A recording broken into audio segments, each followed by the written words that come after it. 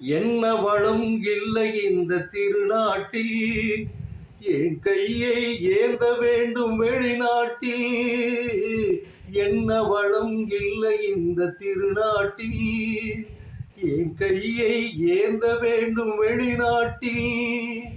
ஒழுங்காய் பாடுபடு வயல் காட்டில், ஒழுங்காய் பாடுபடு வயல் காட்டில்.